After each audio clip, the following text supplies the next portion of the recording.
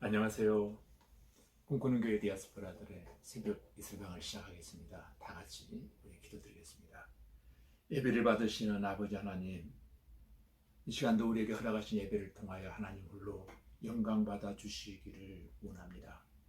간절한 마음으로 비웃기는 어떤 조건과 환경 속에서도 예배자로 날마다 승리할 수 있도록 하나님 도와주시옵소서.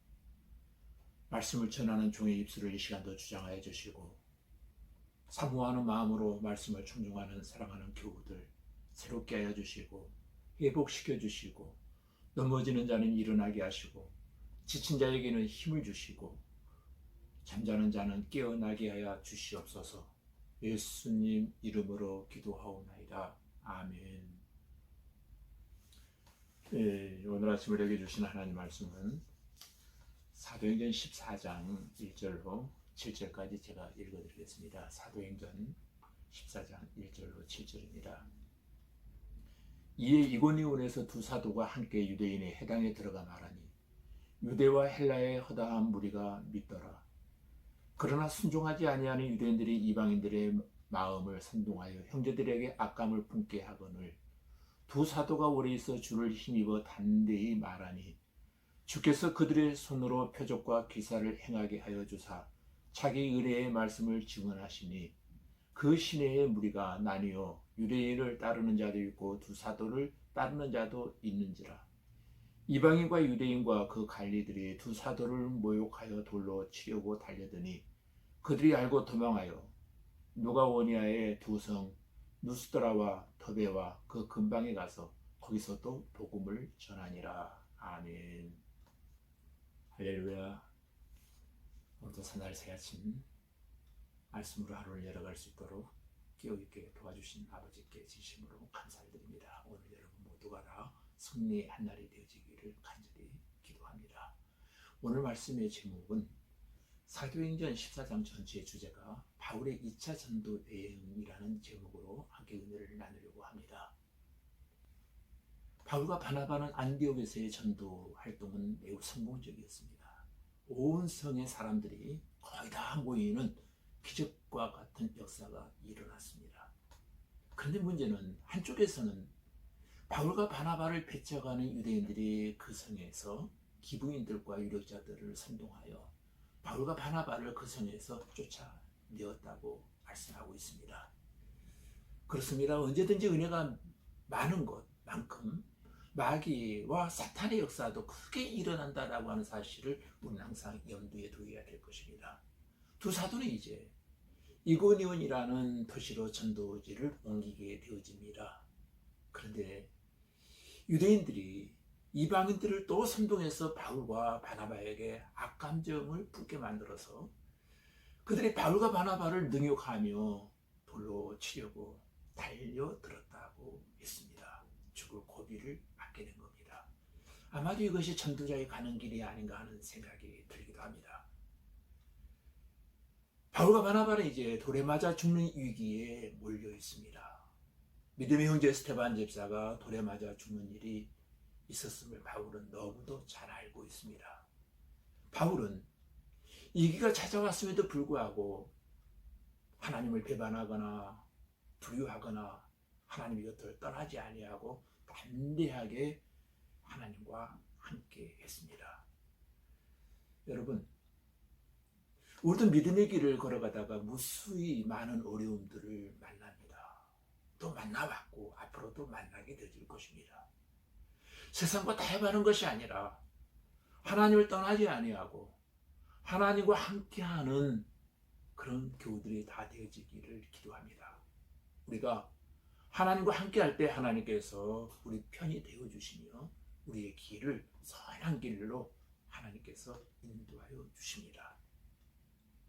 그러나 이 위기에 하나님을 떠나는 자는 하나님이 절대로 책임져 주시지 않음을 우리는 알아야 될 것입니다.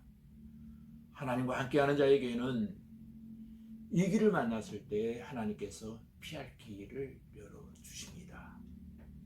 6절 말씀을 보면 이렇게 말하고 있습니다.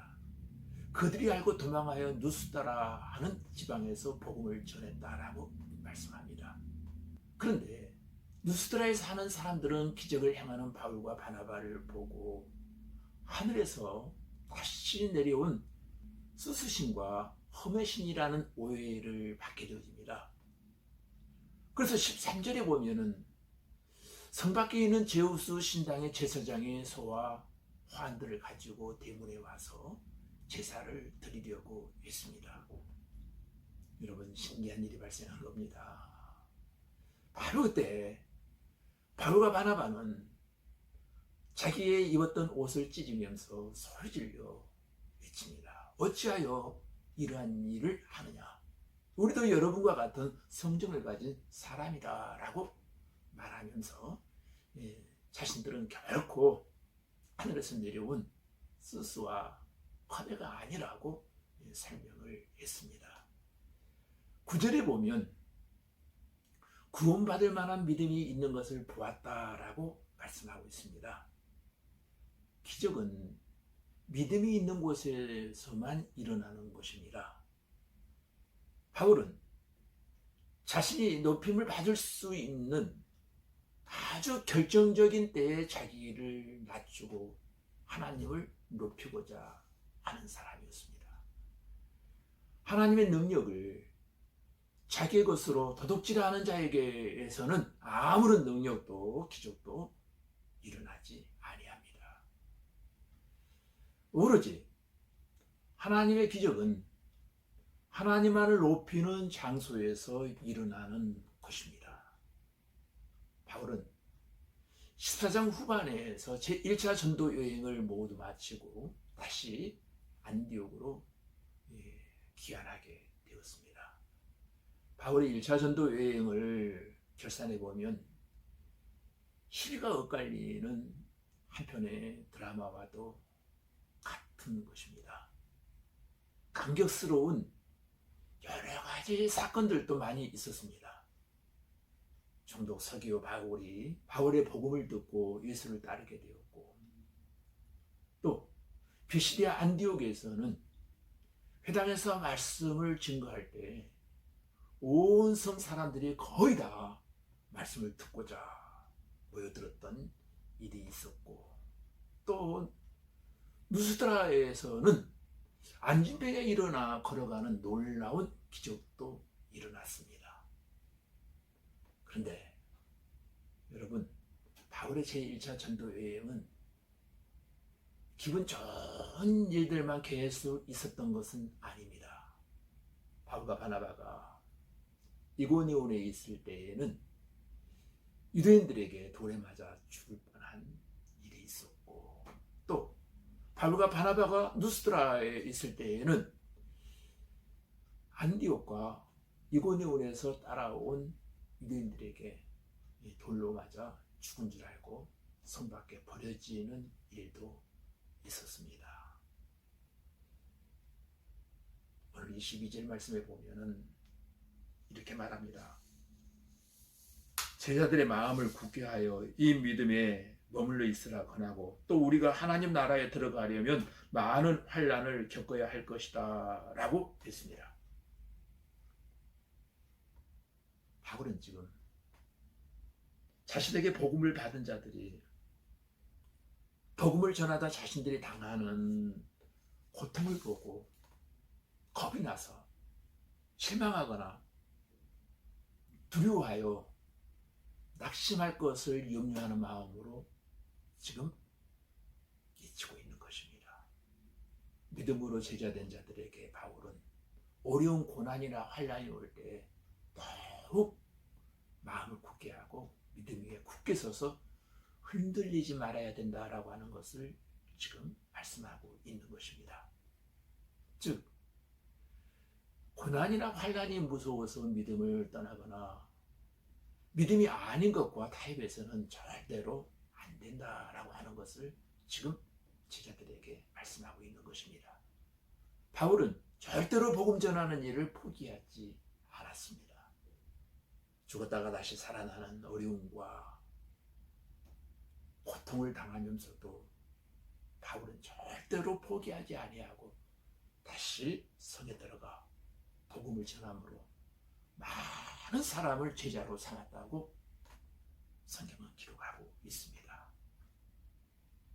바울은 이고니온과 안디옥에 가서 장로들을 불러 이 어려운 시기를 위하여 금식하며 기도할 것을 부탁했다는 말씀이 기록되어져 있습니다. 이 모든 일들을 우리의 힘으로는 감당할 수도 없고 이길 수도 없기 때문에 금식하며 기도하는 가운데 성령님을 의지할 것을 말씀하고 있습니다. 주님의 일을 함에 있어서 복음을 전하는 데 있어서 끝까지 포기하지 말고 성령을 의지함으로 승리하는 저와 여러분들이 다 되시기를 주님의 이름으로 부탁드립니다. 다 같이 우리 기도하겠습니다. 아버지 하나님, 우리가 믿음의 길을 걸어가다가 무수히 어려움을 많이 만나지만 세상과 타협하지 아니하고 우리가 하나님과 함께할 때 하나님께서 우리의 편이 되어주시며 우리의 길을 인도해 주실 줄로 믿습니다. 아버지여, 성도들이 이 길을 만났을 때 하나님께서 피할 길들을 열어주시고 마음을 굳게 하여 믿음 위에 머물러 있게 하시고 세상 세파의 믿음이 흔들리지 않게 하시고 제자의 길을 걸어가는 일이나 복음 전하는 일을 절대로 포기하지 않게 하시고 우리의 힘으로는 아무것도 감당할 수 없사오니 마지막 때에 주님의 일을 위하여 금식하며 기도하며 성령 하나님을 의지하고 승리하는 성도들이 다 되게 하여 주시옵소서. 예수님 이름으로 기도하옵나이다. 아멘.